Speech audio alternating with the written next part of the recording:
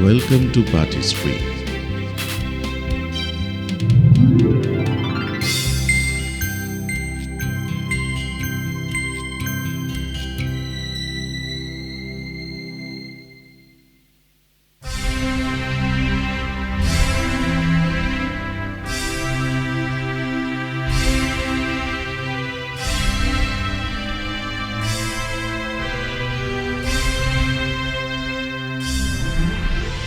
Today we are going to discuss about Charlemagne.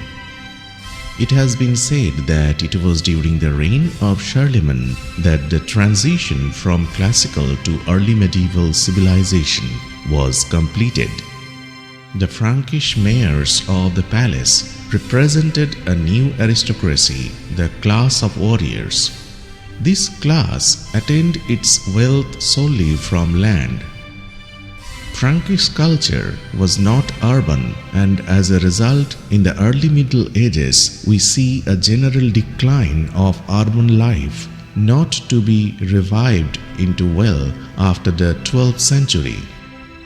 Charlemagne came to the throne of the Frankish kingdom in 771 and ruled until 814. His reign spans more than 40 years, and it was during this time that a new civilization, a European civilization, came into existence. If anything characterizes Charlemagne's rule, it was stability. His reign was based on harmony which developed between three elements: the Roman past, the Germanic way of life, and Christianity.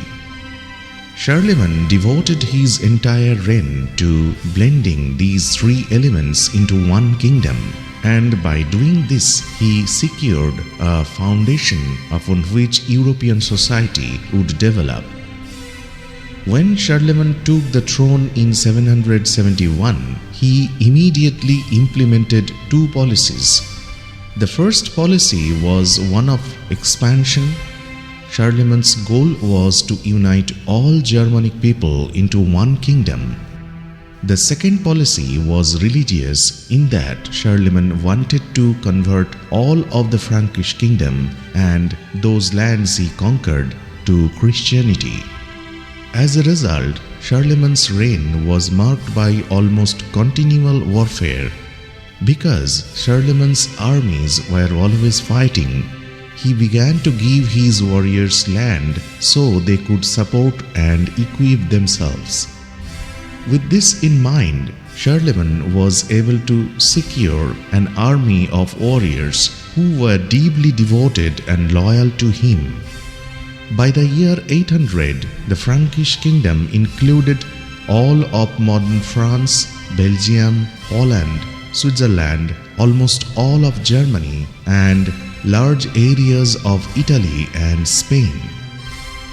Towards the end of the year 800, Pope Leo III asked Charlemagne to come to Rome. On Christmas Day, Charlemagne attended Mass at St. Peter's. When he finished his prayers, Pope Leo prostrated himself before Charlemagne and then placed a crown upon his head. Pope Leo then said, "Life and victory to Charles Augustus, crowned by God, the great and peaceful emperor of the Romans." This was an extremely important act. Charlemagne became the first emperor in the West since the last Roman emperor was deposed in 476. Charlemagne's biographer Einhard has recorded that Charlemagne was not very much interested in Pope Leo's offering. Had Charlemagne known what was to happen on that Christmas day, he never would have attended the Mass. The bottom line is this: Charlemagne had no intention of being absorbed into the Roman Church. From the point of view of Pope Leo, the coronation of Charlemagne signified the Pope's claim to dispense the imperial crown. It was Leo's desire to assert papal supremacy over a unified Christendom, and he did this by coronating Charlemagne. By gaining the imperial title, Charlemagne received no new lands. He never intended to make Rome the center of his empire. In fact, from the Christmas day of 800 to his death in 814, Charlemagne never returned to Rome. Instead, Charlemagne returned to France as emperor and began a most effective system of rule. He divided his kingdom into several hundred counties or administrative units. Along the borders of the kingdom, Charlemagne appointed military governors. To ensure that this system worked effectively, Charlemagne sent out messengers or missi domini, one from the church and one layperson, to check on local affairs and report directly to him. Charlemagne also traveled freely throughout his kingdom in order to make direct contact with his people. This was in accordance with the German tradition of maintaining loyalty. He could also supervise his always troublesome nobility and maintain the loyalty of his subjects. There was no fixed capital, but Charlemagne spent most of his time at Aachen. Frankish society was entirely rural and was composed of three classes or orders. First, the peasants, those who work. Second, the nobility, those who fight. And third, the clergy, those who pray. In general, life was brutal and harsh for the early medieval peasant. Even in the wealthiest parts of Europe, the story is one of poverty and hardship. Their diet was poor, and many peasants died undernourished. Most were illiterate, although a few were devout Christians. The majority could not understand Latin, the language of the church. The nobility were better off. Their diet, although they had more food, was still not very nutritional. They lived in larger houses than the peasants, but their castles were often just as cold as the peasant's small hut.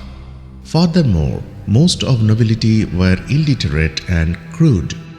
They spent most of their time fighting. Their religious beliefs were, for the most part, similar to those of the peasants. At the upper level were the clergy. They were the most educated and perhaps the only people to truly understand Christianity, since they were the only people who had access to the Bible. It was the clergy who held a monopoly on knowledge, religious beliefs, and religious practice. In terms of commerce, Charlemagne standardized the minting of coins based on the silver standard.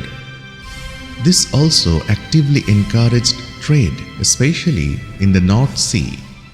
The Franks manufactured swords, pottery, and glassware in northern France, which they exported to England, Scandinavia, and the Lowlands. He also initiated trade between the Franks and the Muslims and made commercial pacts with the merchants of Venice, who traded with both Byzantium and Islam. He was a bridge between ancient Greco-Roman culture and medieval feudal Europe. This is the end of our today's discussion. Subscribe our channel, like our video, and comment. Listen to our podcast episodes. Follow our official Facebook page, Twitter handle, and Instagram. For any query, feel free to mail us. For details, see the description.